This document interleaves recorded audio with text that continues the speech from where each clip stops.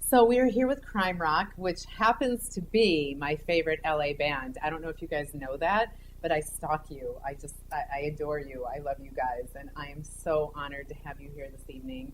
So Brandon, if you would like to start, I would love for each of you to introduce yourself, maybe say where you're from. That would be great.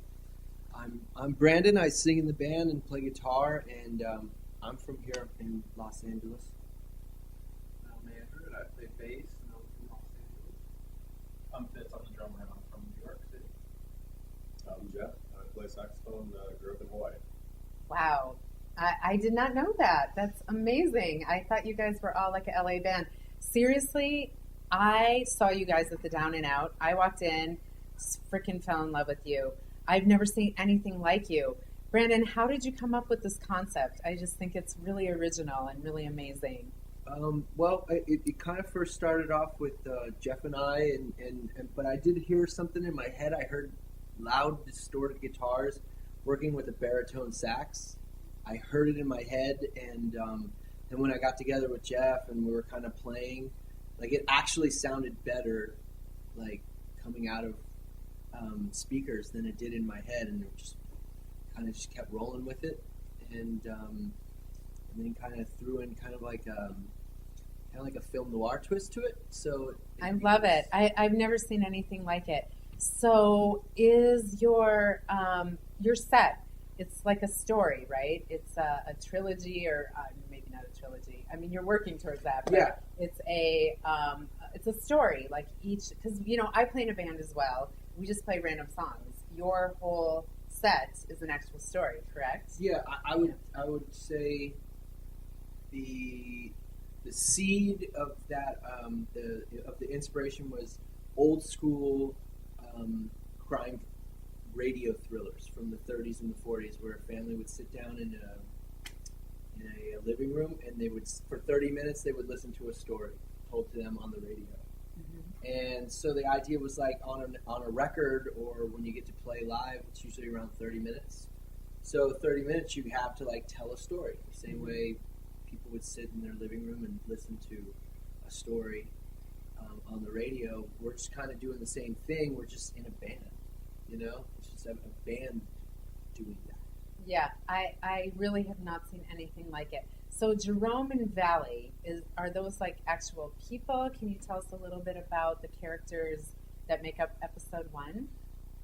Well, here's our record. It's called episode 1 because it's the first. It's the first part of the story of these people, Jerome and Valley.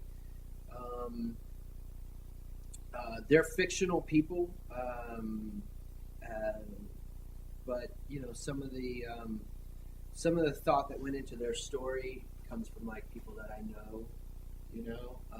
Not you personally, or well, it's interesting. Like I'd say my father died when I was 4 years old, and it was under mysterious circumstances. And somebody sent me his death certificate about 8 years ago, and it was like cause of death unknown, and it was like this really weird, interesting. Was it like murder? Was it like just like foul play? And I don't know. I'd spent a lot of time thinking about it, and then I was like, you know what? I'm just going to channel that energy into doing something creative, and I'm going to kind of like fill in the gaps, fill in the question marks, with like what I think kind of maybe happened, and then I took a little artistic license and kind of, made it a little bit more dramatic and brought in some other characters so that it kind of had an arc to it.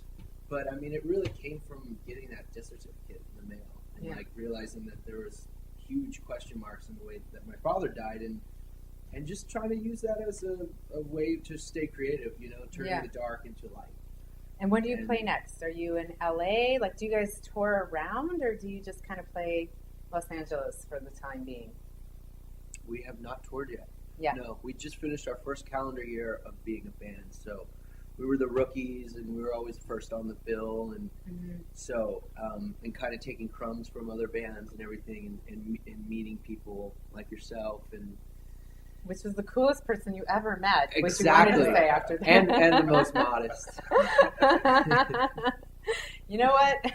Gotta do what you gotta do. And you guys are gonna kill me in your video next week, which I'm really excited. Are you excited? Are you excited? Well, Andrew wasn't excited until you made the comment about his girlfriend supporting him. Oh, I'm just playing. You know what? Sometimes you just have to make shit up, and so I am. So I have no idea about your actual situation. Yes. But we needed like a gun mall meets like kick-ass club owner, you know, And so you thought of me. You're I thought of you, like Gretchen Bonaducci. She's like gun mall, yeah, kick-ass. You just fit the bill. And I hope that you come back and you do episode 2 for us. Episode 2, yeah. Number 2. Yeah, for anybody out there watching this on the web or whatever, you can visit us at www.CRIMERock.com. And buy your songs where? iTunes? Yeah, on iTunes. Yep. Or through us personally. It's on the Amazon. And we also have shirts. Which I'm sure you're going to give me one, right? It's the coolest logo. Yeah, because it matches your hair. It does, kind of. See, it's our classic logo, but on this one we painted the town red. I love it. So thank you so much, Crime Rock. It has been just such an honor to have you here. You guys know you are my favorite LA band, and I come to see you every time you play. I don't know if you see me in the crowd. I don't know how you can miss me with this hair. And I just appreciate you coming so much. So thanks. Thank you. Thank you, Gretchen, and thank you, Sonic Cottage, for inviting us down here and letting us be Crime Rock today. Playing our songs and playing a couple new songs. Thank you so much.